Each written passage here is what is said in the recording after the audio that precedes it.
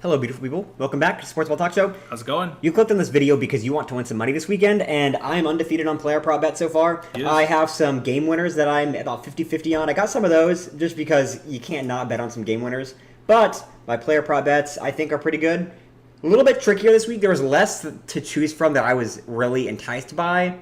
But I trust in my gut, and hopefully it pays out big. So I'll start with my player prop bets. The game that I wanted to bet player props on was the Chiefs-Jets, because I feel like this is going to be a very predictable game. So my bet is Pacheco to have over 12 carries, and Noah Gray, the backup tight end, to have over 1 reception.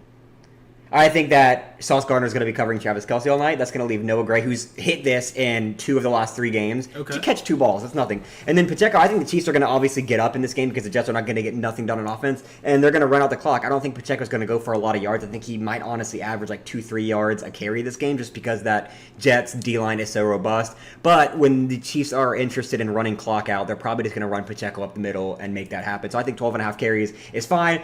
$5 bet returns 20, so that's about on par with my usual bets. I like to go between 200 and 300 odds, and for two-line parlay, that's not bad. Now for my game-winning props, this first one, I'm not going to suggest everyone bet on. This is more as a hopeful Falcons fan. I got the Falcons winning and the Chargers winning. $5 returns 17. I think the Falcons win this game, honestly, but I think that's going to be a closer game that I would not confidently tell everyone to bet their money on. So take that if you want it. I think the Falcons win. Check out our last video if you want to hear why we broke it down as to why I think the Falcons are going to win. And Dion also agrees. And then the Chargers, obviously, are going to beat the Raiders. Maybe some upsets there, but I don't think with the 2-leg parlay there's too much risk. And for my third and final bet, this is my flyer for the week. As much of a flyer as it is, it's really not. But I've got 3 games parlayed. The Niners and Chiefs winning, which are just a little bit to throw some extra coin on top. And then I have the Buccaneers upsetting the Saints. I think the Bucs are going to win that game. They're dogs in this game. Going in is, was it 2.5 or 3.5 dogs? Yeah. But $5 wins me 17, and the first 2 games are nearly a lock. And you could sub that in with any other one, like the Patriots upsetting the Cowboys. There's going to be an upset. There's an upset every week. I personally think the Bucs upsetting the Saints is one of them. But if you think it's something else, throw in the Chiefs and Niners winning because that's all but a guarantee, and then throw in your upset to just make an extra couple bucks on top of that. So those are my 3 bets for Sunday. I think I'm going to make some money here, guys. Make some extra coin, take out the lady, buy myself something nice. Hey, nice. What about you, Dion? What you do. I know you have a little bit of a crazy bet here, but I have a couple of crazy bets. So parlaying game winners, I have San Fran, Kansas City, Philadelphia, Minnesota, and Miami, all winning. $10 gets you about 50 back, so not bad. That's not good bad. return. That's a good Still, return. A nice stiffy of a return. Nice stiffy return. I mean, come on, like it's like I'm looking at the screen right now. The odds for San Fran, Kansas City, and Philly to win, 98% for all 3. The odds for Minnesota, 89%. I like that. The Miami game is a little bit more. Is a little more of a toss-up, but I mean the Dolphins are looking pretty hot. You can keep them in, you can take them out. That's fine. Minnesota is due for a win. They're 0-3. They're not going to go 0-4, not especially against Carolina. And if they do, that's just embarrassing. But you can also mix that in. The Chargers. I should probably add the Chargers now, knowing that Jimmy Garoppolo is not playing for them. In addition to that, my other bet for the Miami game, it's just a game that I like. It's a game that I trust. With the Bills and with Miami, for whatever reason, Miami can't get enough of a run game going. Sometimes they do, sometimes they don't. It's very hit or miss, but it's less likely due to that Bills front. So I have both Raheem Mostert and Devin Achane going under on their respective rushing yards.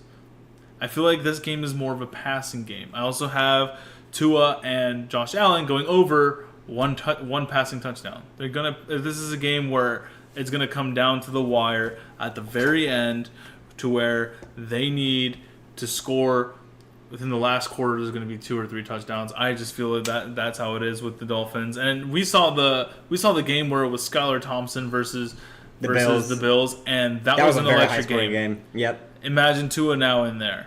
This game's going to bound to be electric. This is great weather. It's 76 degrees. And this is as important as a playoff game at the moment. Although it's still early in the season, this could determine who gets the AFC East win, because this will decide the tiebreaker between the Bills and the Dolphins. Oh, I agree. So I think they're going to play like it's a playoff game. So I think it will resemble likely the one that we saw last year with Skylar Thompson, but now with Tua. Hands down, I agree. more than 4 receptions for Jalen Waddle, more than 6 for Tyreek. Tyreek is the go-to guy. Jalen Waddle's back. We haven't seen much of Jalen Waddle, so we don't know what they've schemed up for him. He's back from concussion protocol. I'm expecting that he's hyped to be back in the mix and is going to want to contribute, especially at a game as important like this. Those are just receptions, easy points there. That's all I got for that game, and those are my bet props for the week. Well, what's the payout for that? So I put in 10. The payout is 215. And there you go. A little bit of a flyer. Under on 2 players rushing yards, over on 2 players passing touchdowns, and over 2 players receptions. Yes. So a little bit of a flyer. One more thing. James Cook, he's going to be the main guy. Buffalo likes to run it. They run the ball at least 10 times a game. James Cook could average anywhere from 3 to 6 yards, and that's the minimum. So, I mean, he's bound to hit that 60-yard mark and go over on that. So I could see that happening. So that's what I got.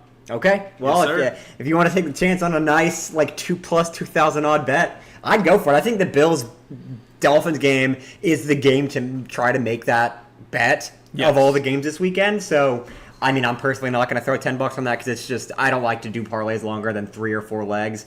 Yeah, but it's a little bit risky, but if you're the type of bettor who likes to do that, this is the game to do it on. I so, have an addiction. hey, at least you're man enough to admit it. Hey. Thank you guys for watching. Go make some money this weekend on our behalfs. I will request none of it. I will just request a thank you at the end of the night. We hope you guys win. So you guys have a wonderful day and stay frosty, my friends.